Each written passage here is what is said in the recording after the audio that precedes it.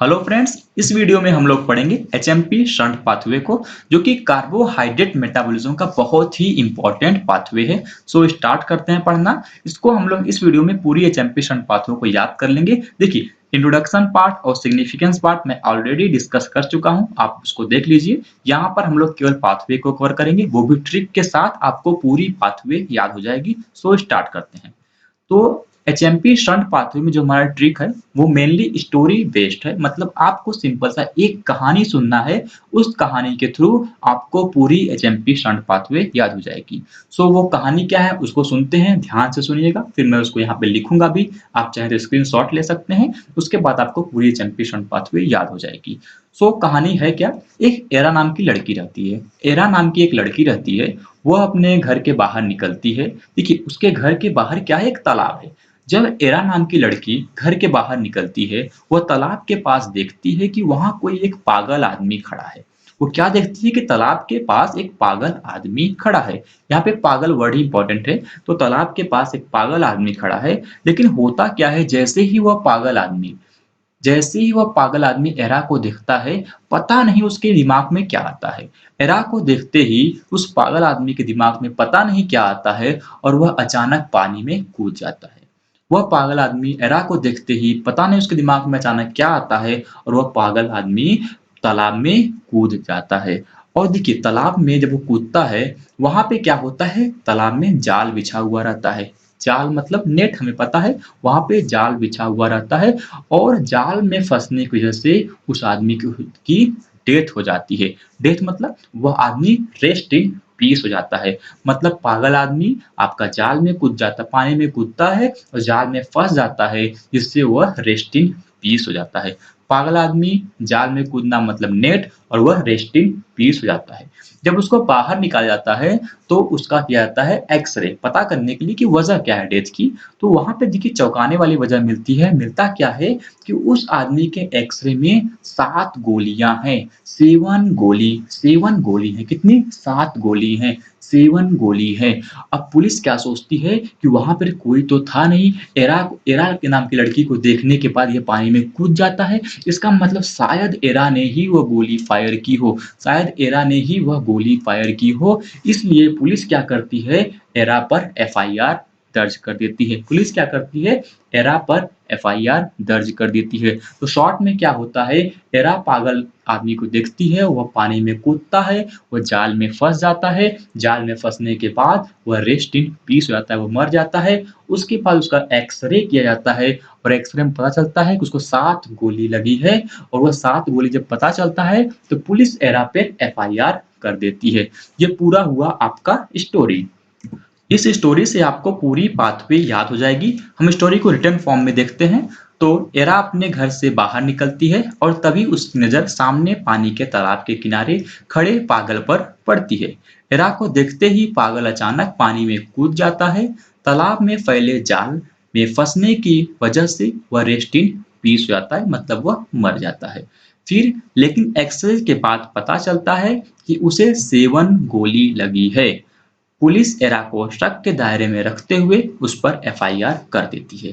यहाँ पर main word क्या है, पागल सबसे पहला मेन वर्ड, फिर पानी, फिर नेट, फिर rest in peace RIP, X-ray, 7 गोली, और एरा, और एफआईआर। तो इतना वर्ड आपको याद हो गया होगा कि सबसे पहले क्या होता है, पागल होता है, पानी में कूदता है, जाल में फंस जाता है, रेस्ट इन पीस हो जाता है, फिर उसका निकालते हैं एक्सरे, मिलता क्या है, 7 गोली, और एरा पे कर देते हैं एफआईआर। सिंपल याद हो गया। पूरी एचएमपी शंट पाथवे आपको याद हो चुकी है। आपको विश्वास नहीं होगा, बस देखिए अब कैसे हम रिलेट करते हैं उसको। तो आपको बेसिक पता है, ग्लूकोज क्या होता है, बॉडी में आती है, ग्लाइकोलाइसिस पाथवे होता है। ग्लूकोज कन्वर्ट होता है ग्लूकोज 6 फॉस्फेट में। तो ग्लूकोज 6 फॉस्फेट ही एचएमपी शंट पाथवे में एंटर करता है। मतलब एचएमपी शंट पाथवे की जो स्टार्टिंग होती है, वो ग्लूकोज 6 फॉस्फेट से स्टार्टिंग होती है। अब उसके बाद हमारा ट्रिक शुरू होता है। सबसे पहले क्या था, पागल। तो पागल का मतलब PAGAL, जो कि मतलब 6 फॉस्फो ग्लूकोनोलैक्टोन। पागल 6 फॉस्फो ग्लूकोनोलैक्टोन, पागल। पागल का मतलब क्या है, 6 फॉस्फो ग्लूकोनोलैक्टोन। पागल क्या होता है, पानी में कूदता है और वो फंस जाता है जाल में। जाल का मतलब है नेट। तो बनता क्या है, फॉस्फो ग्लूकोनोलैक्टोन था हमारा पहले।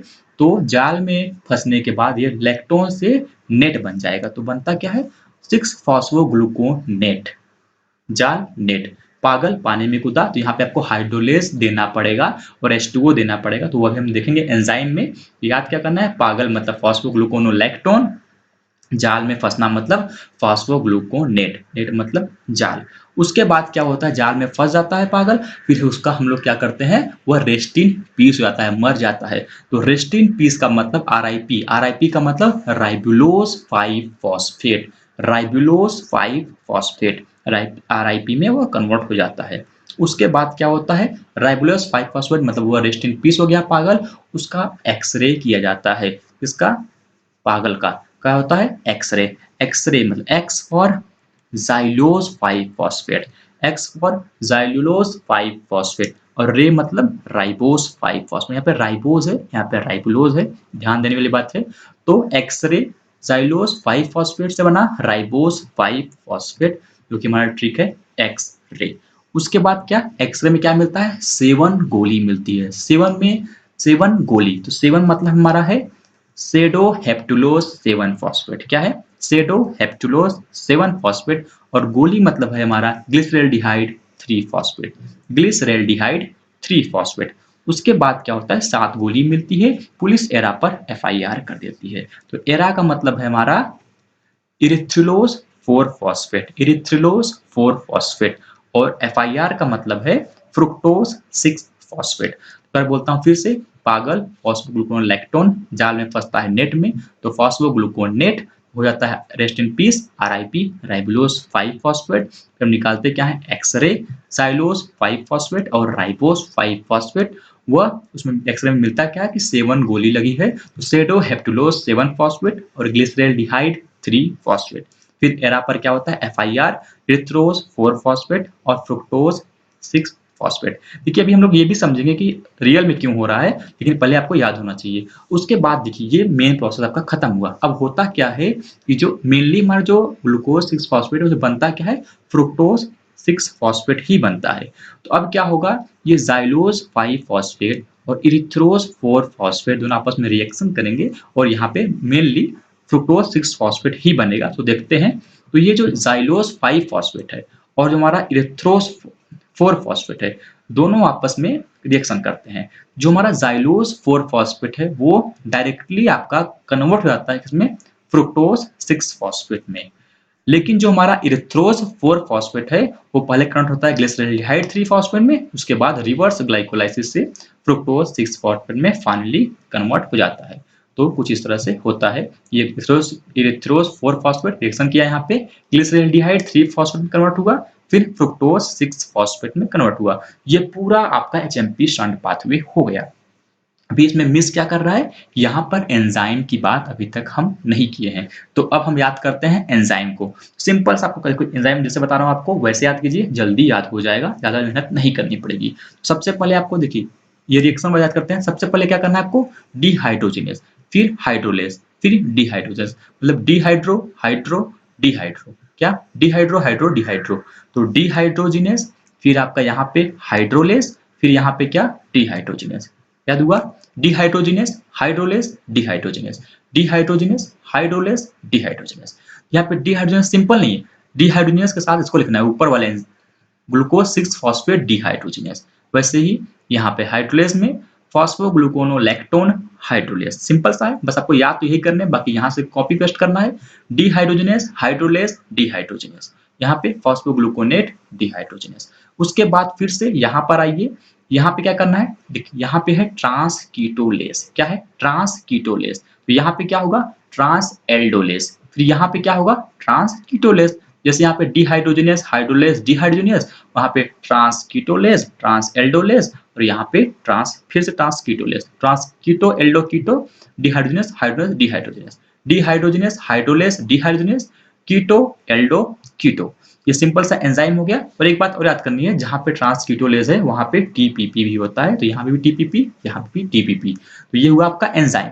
बचा 2 एंजाइम भी बचे हैं आपके पास, यहाँ पर एंजाइम नहीं बताया आपने, तो उसको भी आप याद कर लीजिए। यहाँ पे है एपीमेरेस, यहाँ पे क्या है, एपीमेरेस, यहाँ पे क्या होगा आपका कीटो आइसोमरेस। तो सिंपल सा एपीमेरेस कीटो आइसोमरेस। यहाँ पे डिहाइड्रोजनेस, हाइड्रोलेस, डिहाइड्रोजनेस, यहाँ पे ट्रांसकीटो, ट्रांसएल्डो, ट्रांसकीटो। सिंपल से आपका एंजाइम भी आपको याद हो गए हुए होंगे। एक दो बार आप लिख के प्रैक्टिस कीजिएगा, सब कुछ बेझिझक याद हो जाएगा। स्टोरी को बस आपको माइंड में बना के रखना, किस किस पाथवे के थ्रू हम लोग किस तरह से एंजाइम को याद कर रहे हैं, वो माइंड में सीक्वेंस आपको रहना चाहिए, बाकी चीजें आपको डेफिनेटली याद हो जाएगी। अब देखिए ये हो क्या रहा है यहाँ पे, जो ये ट्रांसकीटोलेज है ये कर क्या रहा है ये देखिए यहाँ पे जाइलोस पे 5 कार्बन है, राइबोस पर 5 कार्बन है, तो यहाँ पे होता क्या है, कार्बन का इंटरचेंज होता है। इससे 5 है तो 2 यहाँ से आया तो ये 7 हो गया, और यहाँ पे भी 5 है, यहाँ 5 है तो यहाँ के जो 5 यहाँ से गया 2, ये बचा कितना 3, ये ग्लिसरेल्डिहाइड 3 कार्बन का हो गया, ये सोडियम हेप्टेलोज 7 कार्बन का हो गया। वैसे फिर होता है यहाँ से 7 से यहाँ से 3 निकलता है, इसके पास जाता है, ये बन जाता है 6 कार्बन का फ्रुक्टोज, यहाँ पर 3 कम जाता है, इसके बन जाता है इरिथ्रोज, मतलब 7 में से 3 माइनस करोगे तो 4 आएगा, तो इरिथ्रोज जो कि 4 कार्बन का बन जाता है, और फाइनली सभी 6 कार्बन के बन जाते हैं। थोड़ा ये कॉन्सेप्ट हुआ, जरूरत नहीं है आपको याद पहले होना चाहिए, बाकी चीजें तो समझने वाली चीजें हैं। इतना हुआ, आपको सब कुछ याद हो गया। अब बचा क्या है आपका, आपका बचा है कि जो उसमें जो प्रोडक्ट बनते हैं, जिसका सिग्निफिकेंस है चैंपियन पाथवे का, क्या है, मैंने वीडियो में पढ़ा है पिछली वीडियो में कि यहाँ पे बनता क्या क्या है। यहाँ पे बनता है आपका पेंटोज, जो कि हमारा राइबोस 5 फॉस्फेट मेनली है, हालांकि बाकी ये सब भी पेंटोज ही है, लेकिन राइबोस 5 फॉस्फेट मेन पेंटोज है। उसका बनता क्या है, NADPH। वो देखते हैं कहाँ बनता है NADPH को, नेक्स्ट स्लाइड में देखते हैं। सबसे पहले स्टार्ट हुआ था ग्लूकोज 6 फॉस्फेट से, पागल तो फॉस्फोग्लूकोनोलैक्टोन, पागल फंस गया जाल में, नेट में, तो यहाँ पे फॉस्फोग्लूकोनेट, और फाइनली रेस्ट इन पीस हो गया वो, तो राइबोलोज 5 फॉस्फेट।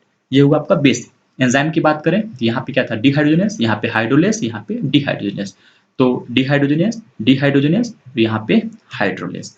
यहाँ पे पूरा नाम क्या होगा, ग्लूकोज 6 फॉस्फेट डिहाइड्रोजनेस, इसका फॉस्फोग्लूकोनोलैक्टोन हाइड्रोलेस। तो ये 6 है, वो 6 नहीं है, बस इतना नाम है, सिर्फ फॉस्फोग्लूकोनोलैक्टोन। यहाँ पर क्या होगा, फॉस्फोग्लूकोनेट डिहाइड्रोजिनेस। तो ये पूरा नाम होगा उसका, शायद यहाँ पे लिखा नहीं है तो आप नोट कर लीजिएगा। यहाँ पे 6 फॉस्फोग्लूकोनेट डिहाइड्रोजिनेस होगा।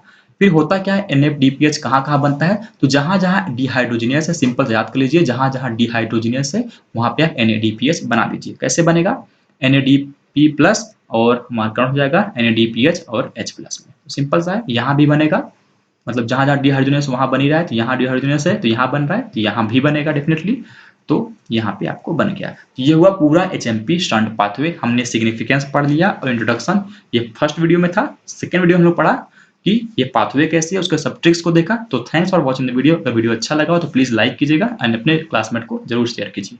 मिलते हैं नेक्स्ट वीडियो में।